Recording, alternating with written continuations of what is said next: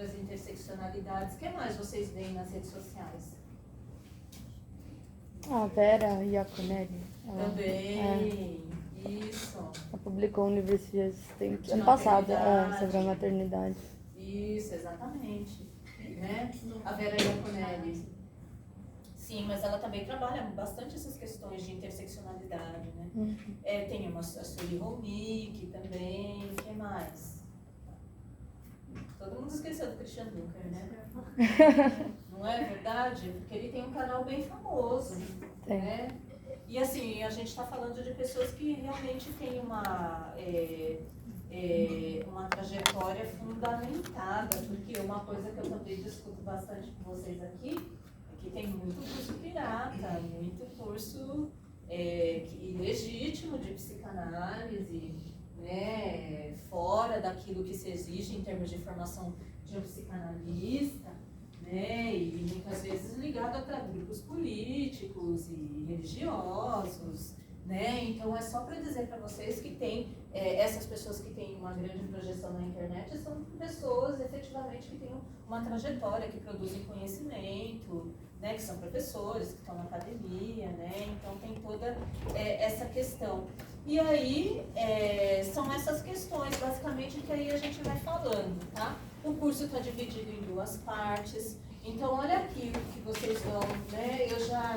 Eu já disponibilizei todo o material e o plano de ensino para vocês também. O plano de ensino ele também está disponível na internet. Então, o plano de ensino é a referência para vocês irem acompanhando o que a gente vai discutir semana a semana, tá? Então, vocês vão ver que o curso está dividido em 2 partes. Então, essa primeira parte, a gente vai problematizar o que é instituição mesmo, o conceito de instituição, né? Como se dá essa análise, quais são os elementos que a gente tem que problematizar em termos das instituições para poder fazer análise, né? Porque o objetivo, tanto é que é o que intitula a disciplina, é vocês fazerem análise institucional. Da mesma forma como vocês estão no curso de psicologia e o objetivo também é saber construir conhecimentos, competências e habilidades para poder fazer análises e interpretações individuais, né? Aqui a gente vai pensar em análise da instituição e aí é uma análise da sociedade, vamos dizer assim, né? Qual é a demanda, né? Muitas vezes as pessoas, né, até o presente momento, talvez vocês tenham pensado na demanda do ponto de vista individual, particular, né? Mas existem demandas que são de grupos. Existe uma demanda que é social, existe uma demanda que é institucional. Então, se vocês, né, não têm esses subsídios, fica difícil de vocês lerem qual é uma demanda de uma determinada instituição, tá? E aí, se vocês não sabem esses elementos, também fica muito prejudicada a capacidade de vocês, a competência e a habilidade de fazer intervenção, tá?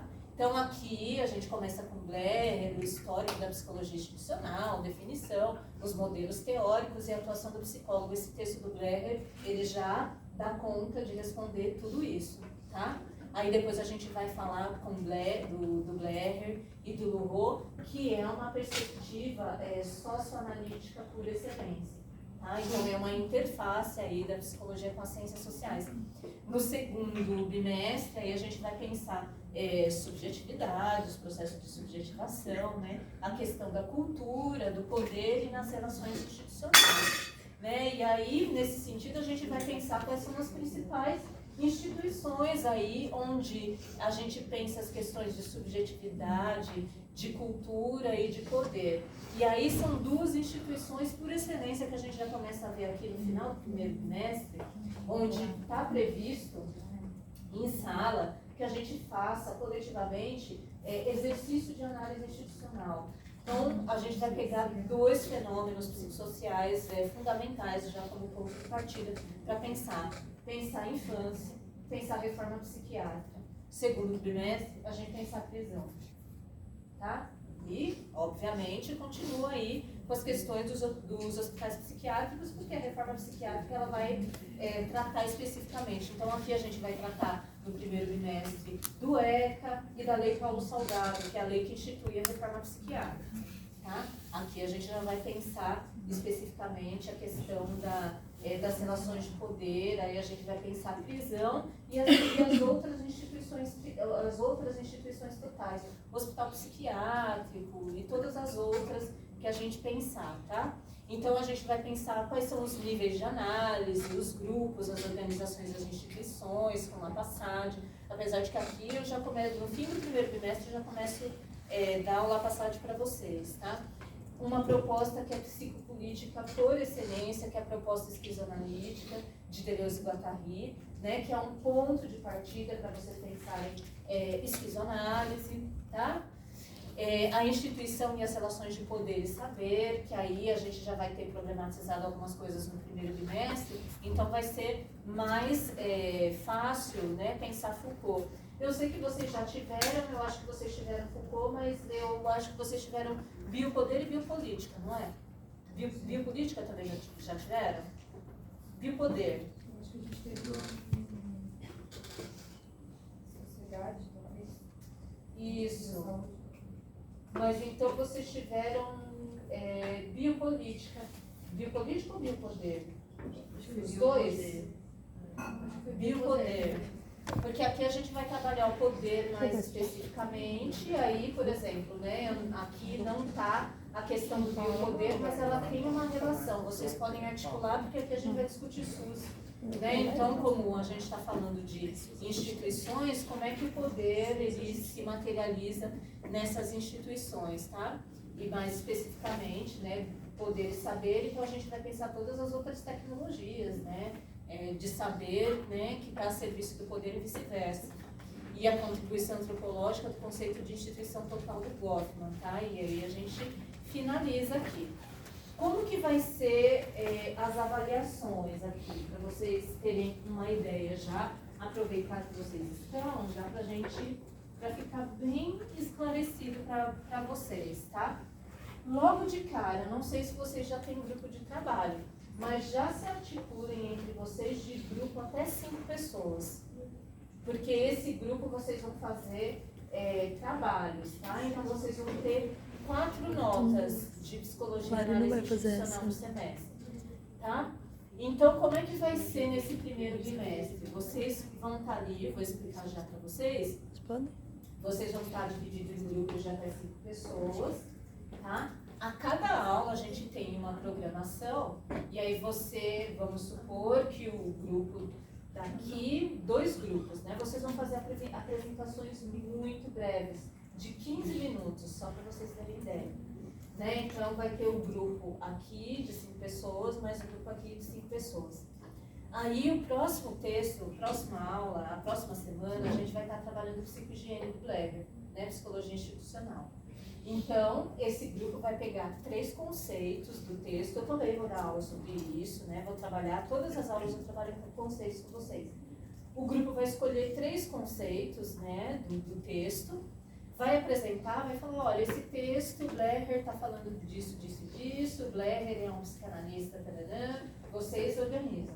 Escolhem 3 conceitos, vão dar definição segundo o autor.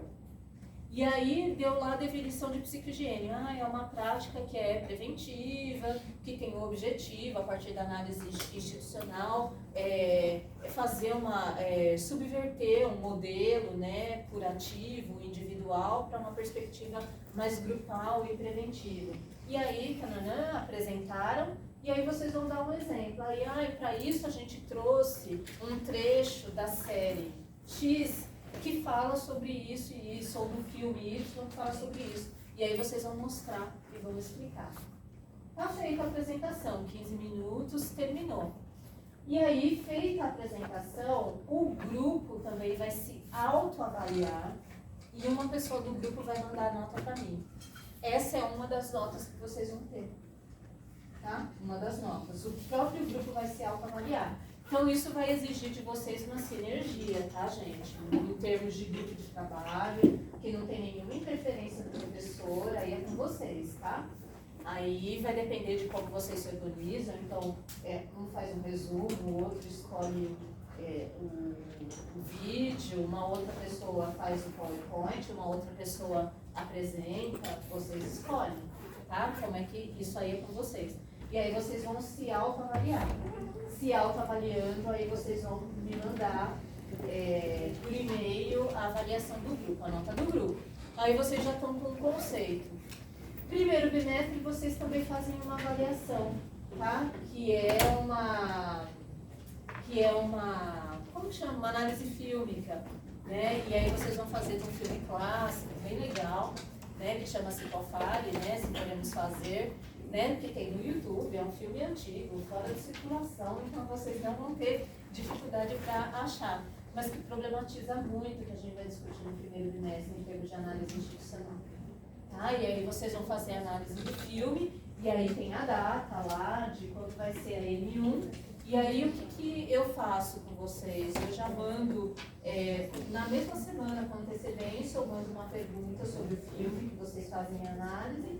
E aí chegando aqui em sala de aula, eu completo, vocês fazem uma prova, metade, uma parte fora e a outra parte aqui, em grupo também. Tá? E aí essa segunda nota, aí soma, vocês estão acostumados. No segundo bimestre,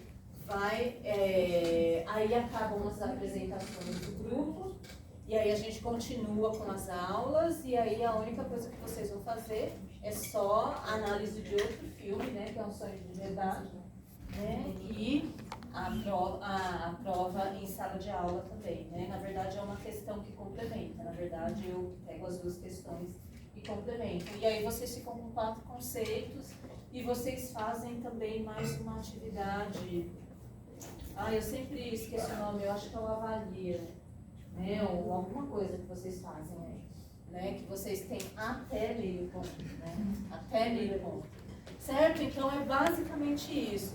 E aí eu acho que tem que ficar também umas coisas assim bem esclarecidas, acordadas também, gente, porque imprevistos acontecem. Então, por exemplo, se vocês tiverem algum problema de saúde, alguma emergência, alguma coisa assim, não se façam de rogado, já peguem atestado, manda para a secretaria do curso, porque de modo geral essas coisas burocráticas não é comigo. Né? Então, esse tipo de situação aí vocês já fazem, porque tem atividades, a gente vive mandando, como chama atividades para compensar falta, eu esqueci o nome, né? Mas isso tem. E aquelas outras situações que acontecem também, por exemplo, greves, esse tipo de coisa. E aí vocês sabem como aí é uma questão da universidade, é a universidade que decide como que é, mas de modo geral são essas intercorrências, né? O representante de sala também tem o meu contato, a gente, né, não costuma ter muita intercorrência não, mas acontece essas coisas assim, né, de ter greve, esse tipo de situação. Então é basicamente isso, tá, gente? Eu acho que a gente está aí apresentado, né? Eu conversei um pouco com o pessoal na semana passada, né? Algumas pessoas, a única pergunta que eu fiz é quem já tinha formação, e aí a grande parte da sala, o que eu entendi assim, né? Uma outra pessoa com formação, das pessoas que tem aqui, tem mais alguém que já tem mais uma formação acadêmica? Você tem Engenharia. Engenharia. Como que você chama? Bianca.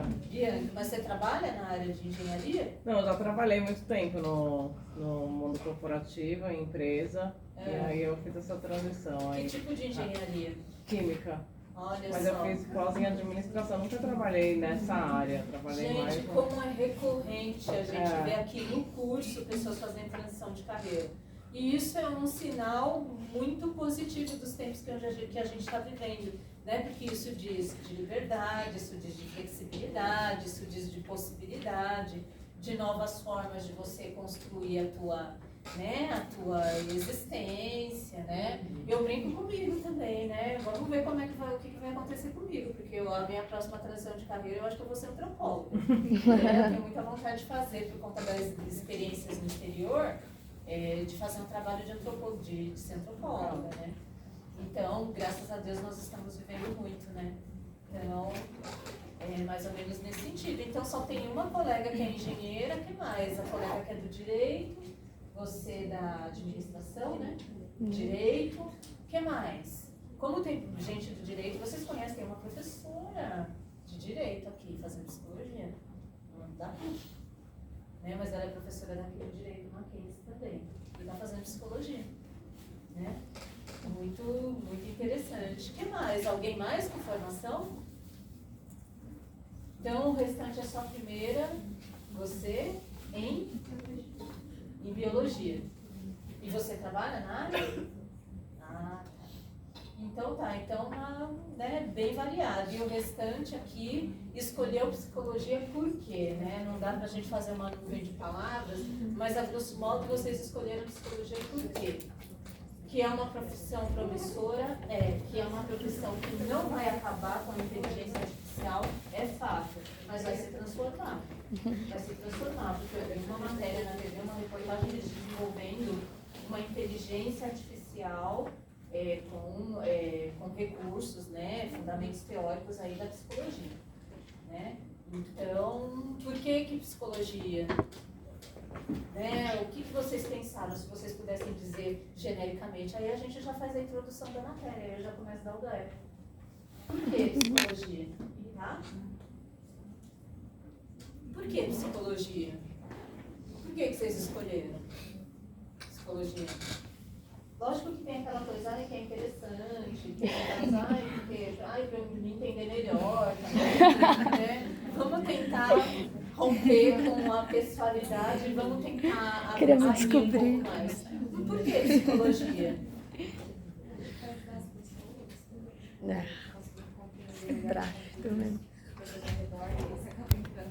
Essa resposta da Júlia está vindo muito forte, incoerentemente. É porque é só quem entra que a gente faz uma recepção dos alunos. E aí o pessoal da extensão sempre faz uma nuvem de palavras. A palavra ajudar aparece bastante. Né? E aí vocês pensam ajudar no sentido de ajudar a pessoa emocionalmente. Assim, né? O que mais? Eu acho que tem muito você entender o ser humano, entender os relações pessoais. Pelo menos pra mim, sempre foi o que estava na minha cabeça como um motivo de querer fazer psicologia. De ajudar as pessoas. Não, de entender as relações interpessoais e entender como é que funciona psiquicamente. Eu tenho muito interesse na psicologia social, esse impacto da sociedade dentro das nossas relações, como a gente se enxerga, a nossa autoimagem, essas coisas. Isso. Né? Isso aparece também bastante, né? De entender por que o relacionamento entre as pessoas, né? Por que as pessoas reagem daquela determinada forma. O que mais, gente? Por que psicologia? Sabe por que eu estou perguntando? Porque isso já vai dizer um pouco, né, do imaginário de vocês com relação à profissão, ao exercício da profissão. E isso responde também à proposta da disciplina mesmo, que o Blecher vai fazer, que ele vai falar sobre o trabalho do psicólogo, né? Então, por que psicologia, gente? O que mais? Ajudar a entender as relações pessoais. O que mais? Acho que pelo poder assim que a fala tem, né? Porque, tipo, a gente hoje em dia tem os médicos que ajudam bastante e tudo mais, mas a maioria das questões é remédio, essas coisas. Eu acho que a fala tem um poder muito maior do que a gente imagina. E poder falar, às vezes uma pessoa tá carregando um negócio a vida inteira e quando ela fala, de fato, muda a vida dela, às vezes em pouco tempo, justamente só por falar. Então acho que isso que é uma coisa que chama. Isso que tem a ver com tudo isso que você disse, né? De entender com o relacionamento interpessoal. E a gente não pode deixar de considerar que quando a pessoa fala, ela tem a oportunidade, né, de sentir o vínculo, né? O quanto o vínculo é positivo, o acolhimento, e ela tem a possibilidade de se escutar também, né? Então ela rompe, né, com um diálogo interno, individualizado, ensimesmado, e aí ela pode construir alternativas de superação que sejam um pouco mais criativas, né? O que mais? A possibilidade de falar, então romper com uma perspectiva biomédica, que é o que você está dizendo, né? Que é só tomar remédio, né? Ou então muito passiva no processo de se apropriar, né? Das próprias questões. O que mais? Quando a pessoa tem oportunidade também, né? O que mais? Por que psicologia?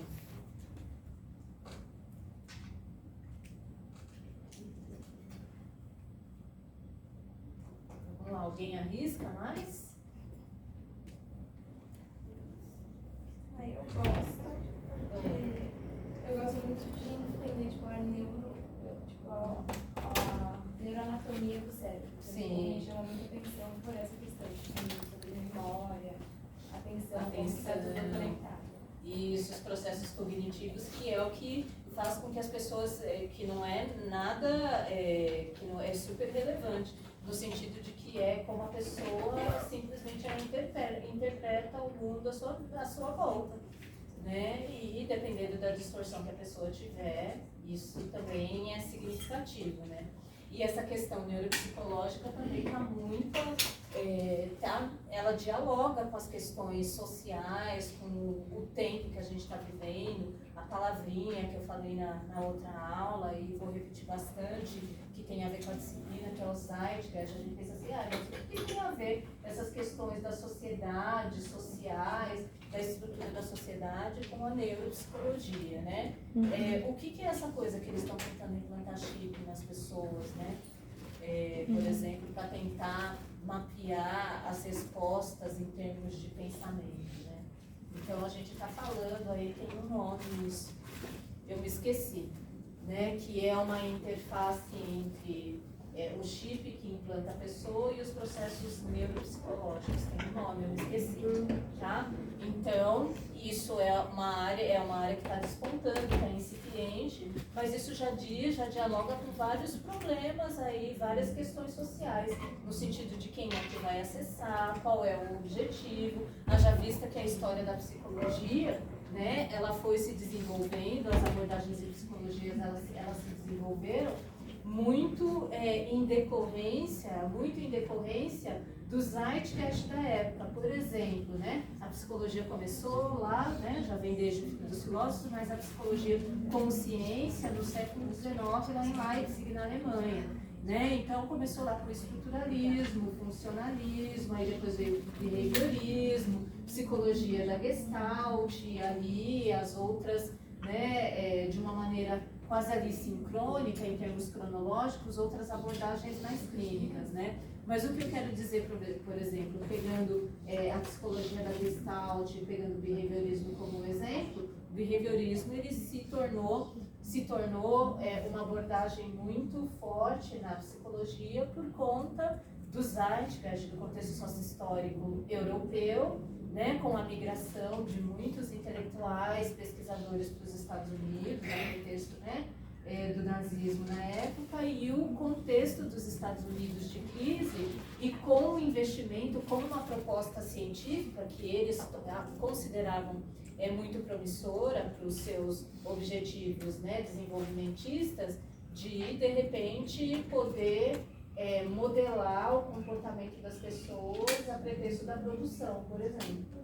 Né? Então, a cada momento histórico tem uma corrente psicológica que tem uma projeção, uma força política, um desenvolvimento que a gente não pode desconsiderar. Então, quando a gente pensa nessas outras questões, dialoga com psicologia e análise institucional, porque a ciência também não deixa de ser uma instituição, porque a ciência, ela pressupõe necessariamente, tudo que é científico pressupõe institucionalização. Por exemplo, fazer uma pesquisa científica pressupõe o quê? A academia, universidade ou institutos de pesquisa. Ciência sempre vai pressupor institucionalização. Então, quando a gente fala de psicologia e análise institucional, quando a gente fala de poder, saber, né, de como isso se materializa, a gente está falando de quais os impactos disso sobre a ciência. O que eu quero dizer com isso? Na atualidade, mais especificamente aqui no Brasil, a gente está tendo umas discussões, mais especificamente ainda em psicologia, muito forte, por exemplo, sobre decolonialidade. Decolonialidade no saber, porque a gente problematiza essas relações de poder. Né? Então, como é que é a ciência? Tanto é que é o que está muito presente no plano de ensino de vocês, né? E não é nenhuma crítica, não. É como a ciência foi construída ao longo do tempo, né? É como a ciência foi construída ao longo do tempo. não se trata necessariamente de falar, ai, vamos colocar todos os autores latino-americanos, porque isso é falacioso, gente. A gente sabe que a ciência é moderna, nos moldes que a gente conhece agora, né, ela vem aí do século XIX e a própria psicologia se desenvolveu no bojo aí do desenvolvimento da fisiologia, né, então não tem como a gente negar. Então são essas questões que a gente vai começar. Na aula de sexta-feira, eu já dei o ponto de partida, tinham poucas pessoas, e aí eu problematizei, o ponto de partida da disciplina, e que está muito presente também em psicologia social, que é o Maio de 68. Eu creio que vocês já ouviram falar de Maio de 68, já ouviram falar? Ponto de partida da disciplina, gente. Tá? Tem psicologia comunitária também, a gente trata de Maio de 68. Maio de 68, ele é um marco do ponto de vista do eixo geopolítico do conhecimento que a gente se encontra, devido, deixa eu falar para vocês, antes de eu esquecer de chamar, pelo fato de que Maio de 68 promoveu um movimento muito revolucionário, disruptivo, questionador e que influenciou todas as áreas do conhecimento e na academia uma problematização, né, produção de conhecimentos científicos dotados de criticidade.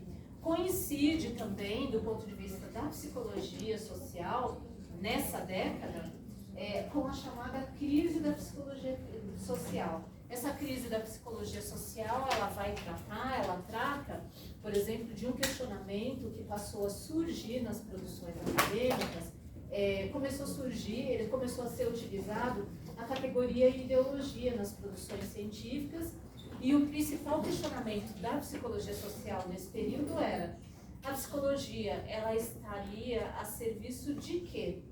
E a serviço de quem? E aí essa é a chamada crise da psicologia social, contemporânea dessa década de 60.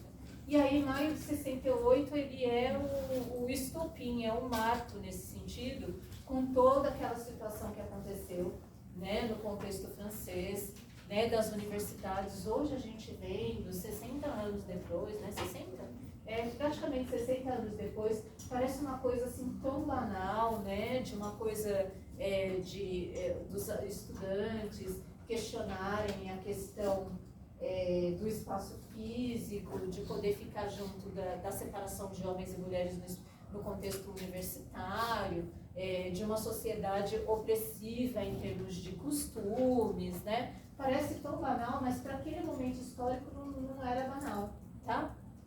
Então, maio de 68 tem essa conotação, no sentido de ser um momento disruptivo e que isso acabou reverberando nas produções acadêmicas. Quando a gente fala na década de 60, grosso modo, eu vou mostrar um vídeo bem curto para vocês, tá? Vou mostrar um vídeo que eu acho que eu mostrei na outra aula, mas eu vou mostrar novamente porque vocês estão aqui. Quando fala de década de 60, dos anos 60, o que ocorre para vocês?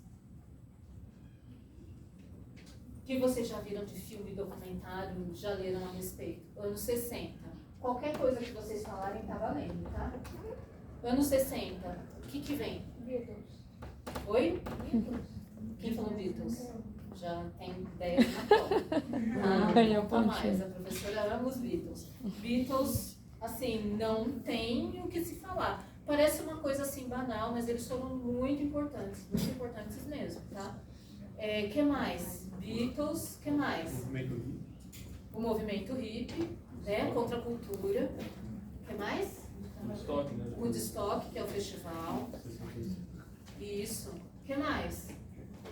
Vocês estão trazendo coisas culturais, né? Culturais, mas que foram disruptivas, tá? Aqui no Brasil, tá? A ditadura militar. Que mais? A Guerra Fria, né? A Rússia com os Estados Unidos e a corrida, como chama? Espacial. Isso. O que mais? Também. O movimento estudantil. Foi nesse momento que o movimento estudantil tomou visibilidade, força e estimulou né, outros movimentos pelo mundo afora, inclusive aqui no Brasil também, tá? O que mais? O mundo saindo de pós-guerra, assim, a população está na visão também de guerra. Isso, exatamente. Como assim você diz o pós-guerra? Porque Depois da Segunda Guerra. isso, é porque essa geração que nasceu, eles são os baby boomers, que eles eram na época os jovens, estavam na casa dos adolescentes, né, entre 18, 20 e pouquinhos anos. Né, eles são fruto aí dessa geração. O que mais? A revolução sexual, gente. Né, a gente está falando tudo isso, a gente está falando de costumes. E o que isso tem a ver com agora, gente? São pautas dos movimentos sociais e são agendas políticas e são os fenômenos psicossociais que estão sendo muito problematizados, né, nas instituições. Tá? Por exemplo, o Blair vai falar, por exemplo, como é o trabalho de um psicólogo institucional e de um psicólogo na instituição. Né? Então, se a gente pegar no início, até a primeira década dos anos 2000, um psicólogo que fazia esse tipo de trabalho, né, de acordo com essa disciplina, ele era, por exemplo, contratado como um consultor numa empresa para fazer dinâmica de grupo, para melhorar o clima organizacional. Hoje, muito raro que a gente, como consultor, não seja contratado para não tratar de diversidade nas empresas. Muito raro. Então, hoje, o tópico das consultorias, elas estão muito relacionadas a isso, a diversidade. Né? O que mais a gente fala aí dos anos 60? Tem muita coisa, gente. Tem coisas muito importantes que não pode deixar de falar. A independência de alguns países africanos, eu acho. E isso, que bom que você já trouxe um pouco do outro lado da ponte, né? Não é verdade? Porque aqui o Maio de 68, eu sempre faço essa observação para vocês. Ele é um marco, do ponto de vista que a gente está falando, ocidentalizado e da referência legitimada em termos de academia. Maio de 68, ele tem um legado que é inegável, a gente não discute. Mas o que a gente discute é que essa luta pela liberdade no contexto da França,